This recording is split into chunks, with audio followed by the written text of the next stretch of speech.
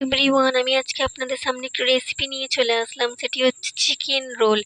এই চিকেন রোলটি বানানোর জন্য আমি এখানে মাংসকে কেটে ধুয়ে বেছে নিয়েছি। তার মধ্যে আমি পেঁয়াজ টুকরো দিয়ে দিলাম, তার মধ্যে আমি আদা রসুন পেস্ট দিয়ে দিলাম, কাঁচা লঙ্কা ছোট ছোট করে কুচি কুচি করে কাটা দিয়ে দিলাম, হাফ লেবুর রস দিয়ে দিলাম, হাফ করে কেটে নিয়ে একটা লেবুর, একটা ডিম ফাটিয়ে দিলাম, টমেটো কুচি দিয়ে দিলাম, দিয়ে 1 চামচ নুন, 1 চামচ হলুদ গুঁড়ো, 1 চামচ লঙ্কা গুঁড়ো, 1 চামচ ধনে জিরে গুঁড়ো দিয়ে দিলাম, দিয়ে 1 চামচের হাফ চামচ আমি গোলমরিচ গুঁড়ো দিয়ে দিলাম, দিয়ে আমি ধনেপাতা কুচি দিয়ে ম্যারিনেট করে নিলাম। ম্যারিনেট করে আমি আধ ঘন্টার জন্য রেখে দিলাম।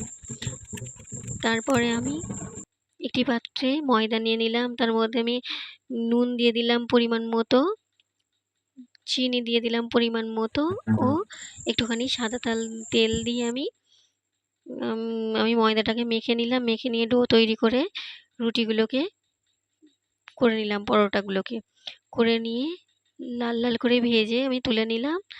তুলে নিয়ে তারপরে আমি কড়াইতে যে ম্যারিনেট করা চিকেনটা ছিল সেটাকে ভালো করে ভেজে নিলাম সাদা তেলে। ভেজে আমি তারপরে একটা করে পরোটা দিলাম এবং তার উপরে আমি ওই ভাজা চিকেনটাকে দিয়ে দিলাম এবং ওপর থেকে পেঁয়াজ ও শসা কুচি, কাঁচা লঙ্কা কুচি দেয়, কিন্তু আমি শসা কাঁচা লঙ্কা খাবো না বলে দিইনি। তো আপনারা ভালো লেগে থাকলে লাইক